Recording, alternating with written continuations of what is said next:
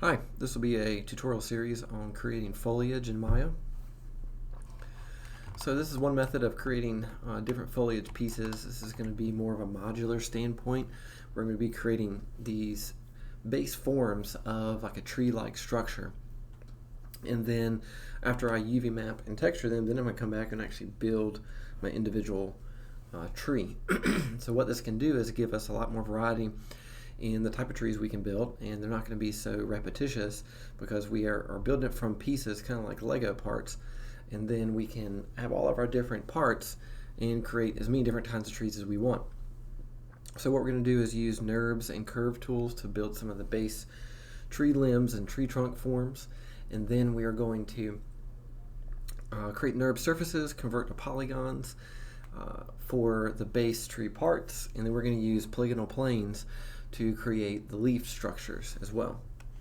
So I've already created some curves that I'm going to use to be able to build the NURBS surfaces for the different tree limbs. I'm going to show you how I did that, and then we'll build our different NURBS surfaces and talk about conversion to polygons. I'm primarily going to use the NURBS surfaces drop down, and the main one I'm going to use for a lot of plant designs or foliage designs is the Extrude tool. The Extrude tool asks you to create an extrude curve, which will be a circle in this point of view, and then a path curve. So that's what I have here for these other ones that I'm going to build later. I have an extrude curve, which is my circle, and a path curve, which is the length of that extrude shape. So I'm going to have this secondary circle, and this is going to be my extrude curve. And then I'm going to get my EP curve tool, which is this third one in the curve surfaces shelf tab. You can also get to it by going to Create Curve Tool, EP Curve Tool. EP stands for Edit Point. So with the EP Curve Tool, I'm going to go to my front view and tap Spacebar and go to my front view.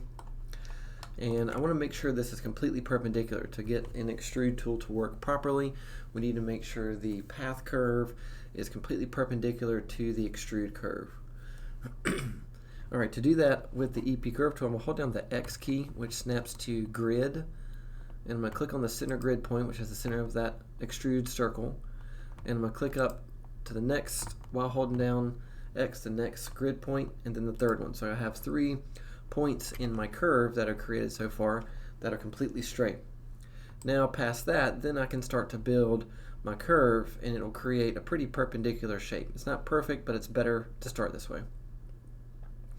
When I'm creating a curve, I want to make sure that I have even amounts of spacing, so when I click to create the next curve point, I'm going to try to have the same distance between each one of these. So this is going to be my tree trunk,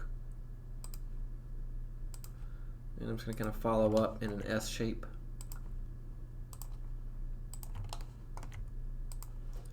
Till we get kind of a taper, something like that. There you go. So the key to the modularity is repetition through variation. So there is my tree trunk shape, and that's completely perpendicular as much as I can get to my path curve or extrude curve. Now I made sure I put this in the center of the grid, but you can also then use the C key to snap to a curve. The way this tool works is you have to, without holding any keyboard buttons down, click and move the curve so it looks like it's overlapping the path curve, and then now if I let go of the left click, if I hold down C next, that's snap to curve, and then I left click and drag, it will snap to that curve point. That's another way to make sure your extrude curve is snapped to the bottom of your path curve. So I started the path curve down here and ended up at the top, so the extrude curve needs to be at the base of that. What I want to make sure is that from the rotational axes that this is in line with the way the path curve comes into it. That means it's perpendicular. Okay. So when I do the extrude, this shape will follow down the length properly. So one of the things we can do to vary this curve a little bit is to right click and go to Control Vertex, and it has a pretty good S curve from the side view, but it's pretty flat in the other angle. So what I can do is come over here to the modeling toolkit and turn on soft select. Maybe let's make our scale for the soft select much higher. Try 10, let's try 8. There you go. And when I select one vertex, it'll blend it outward. So basically what I want to do is kind of take some of these vertices, horizontally move them so that we don't have just a flat curve. It really is three-dimensional curve there. Okay, so it adds more depth. I've kind of done that with these other curves already to add some depth to this as well. Alright, so the next step is to use the extrude curve. And it doesn't matter the order, but I'm going to select the extrude curve and the path curve, so you can see both of them. Maybe I'm going to make my extrude curve a little bit bigger since it is the trunk. There you go, that looks pretty good. Okay, and these other ones would be like the limbs. And let's go to surfaces. I'm going to select both of those curves, the extrude curve and the path curve, and go to surfaces, extrude. I'm going to go to the box beside it. Let me reset this to show you what it looks like as default. And if I click extrude, it's going to create like a tube that's the same thickness as the base as it is as the end of it. Okay. Well, that's okay, but it doesn't really look like a tree limb or a tree trunk. So instead what I'm going to do is take my scale. Let's do 0.1 for scale. And that means it's going to be 90% smaller at the end of my path curve compared to the base of the path curve. So it's going to taper it as it goes to the end of the curve. So let's do that. There you go, that looks pretty good. Maybe I'll do it even smaller. Let's do like 0.05. So I'm just hitting Control-Z to undo, change the scale, and then reapply that extrude. That looks better. So we'll do 0.5. And one thing you want to make sure of is that there's no kind of overlapping and pinching. It's pretty close right here. So what I could do is go to my path curve and go to Control Vertex, and then maybe just move these away from each other a little more. And after the surface is already created, if I go adjust the curve, it will go ahead and adjust the surface that's connected to it as well, which is really nice. So I can blend this a little more. There you go, that looks better. So it's not so sharp there. So what's nice about that is if I change the curve, it changes the surface accordingly. All right, there you go. All right, so that's how we can create some limb, vine, tree structures that are tapered. So let's just do the same thing with the rest of these curves that I've already created and generated. Let's select the extrude and the path curve, and we'll go to surfaces, extrude again. Whoop. So let me show you something else. So sometimes when we're doing extrusions, it doesn't like the base extrude shape. So all you have to do is just delete that. And if I create a new NURBS circle, come over here and kind of snap it back to the base of it. And I'm snapping to grid right now. And then if I go back and do surfaces, extrude, we're still having the same issue here, okay? So let's back up. Let's try another one here because some of these should work. Nope. Okay. All right, so if we, sometimes we have to recreate that base curve, so deleting that circle curve and recreating that, and then reselecting it in a different order. Sometimes if I just drag select with secondary curves, it doesn't work. But if I select the base curve and then shift select the path curve, now if we try to do extrude, it should create it properly. So sometimes you may see an error issue of how to create the geometry. You may need to delete the base curve and then reselect it with the base extrude curve and then the path curve. And then it should build all of those surfaces for us. There you go. So I just have a couple other limbs here. 4 limbs, and then my base shape here. Okay. All right, so I really have kind of 5 base forms that I can then use to build whatever kind of limb structure that I want of a base tree. In essence, like this could be the base of the tree, that could be the base of the tree, but we'll stick with the larger one right now. The next thing to do is to convert this to polygons, because these are all NURBS surfaces at this point. So to do that, we're going to select each base form and go to Modify, Convert, NURBS to Polygons. I'm going to go to the box beside it though. I'm going to change a couple of settings here because I want to control how it's converted into polygons. I'm going to change my type from triangles to quads, and I like using general. General gives me more control over how it's built in that polygonal shape. So type to quads, tessellation method to general. The number U is the number of sides. So I just want to do just an 8-sided polygon shape. So I'm going to type in 9 for number U. That's going to create an 8-sided form. And number V is how many loop subdivisions are down the length of it. So there's 1, 2, 3. So we're going to, let's just try 20 as default. Okay. So the thing with NURBS to polygons is we need to create one that keeps the form of the NURB shape as much as we can while not having too many polygons, and also converting it to quads. So this is the method I use: quads, general, and then 9 for the number U, which will give me 8 sides, and then 20, which is going to be how many subdivisions down the length of it. So let's do apply. All right, so let me get my move tool and move that NURBS a polygon shape around. It's not as smooth as you can see, so I might want to, but it did give me the 8 sides that I wanted. So I might go back to my base form and let's put 30 sides, or 30 subdivisions down the length. There you go, that's a little better. Still gets the overall shape there, not too dense in polygons. Alright, so let's go do the same thing with our other pieces. So I'm going to select this NURB shape here. I possibly don't need 20 or 30 there, so let's dial that back to 20 for the number of subdivisions. And let's do apply. Anytime it creates a NURB surface, a curve, or a conversion from NURBS to polygons, it's going to put the pivot to the center of the grid. So all I have to do is move it out of the way, and then we'll do modify center pivot. There you go. That should work. Come back and adjust that later. All right, so there's the next one. We'll do apply again. Move it over. We'll do modify center pivot. So the next one, apply. Move it over. Modify center pivot. And the last one, I'm still using the same settings: quads, general, 9 for U, 20 for V. Move it over, center pivot. All right, so here are my polygonal forms, and then the rest are my NURBS forms. So once I'm done with the conversion, I don't need my NURBS or the curves anymore. But before I delete them, I want to make sure I select all the polygon shapes and go to Edit, Delete by Type, History. That clears any connection from the base forms to these polygonal forms. Alright, so now what I'm going to do is delete my curves and my NURBS because I don't need those anymore.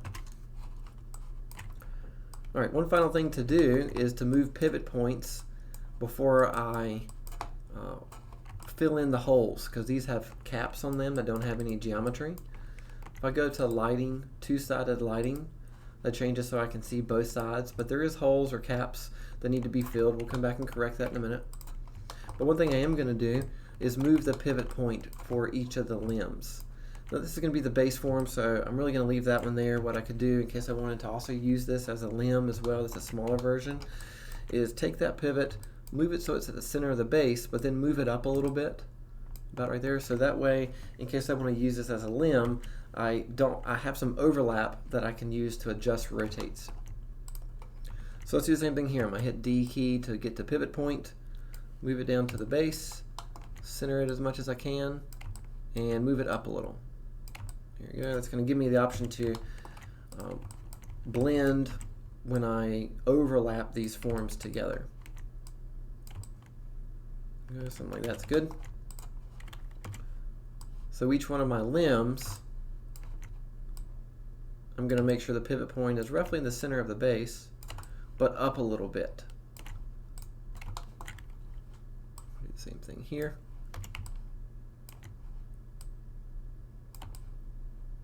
There you go, that's pretty good. Alright, so now they're ready to duplicate, except for they have holes on the caps. So I'm going to fill the holes and then use the multi-cut to clean up that geometry. So now that everything's polygons, I have the means for all the polygon tools. I'm going to select, I can do all this at the same time. I can select all 5 of my pieces and go to Mesh, Fill Hole. That's going to put cap filled holes on each one of the bottom and the top of these surfaces. I know I have 8 sides, so what I'm going to do now is in the modeling toolkit go down to the multi-cut and do a crosshair at the ends, which will convert this 8-sided end-gon to 4 quads. So 1, 2, 3, 4. Okay. Let's go to the end up here. Do the same thing.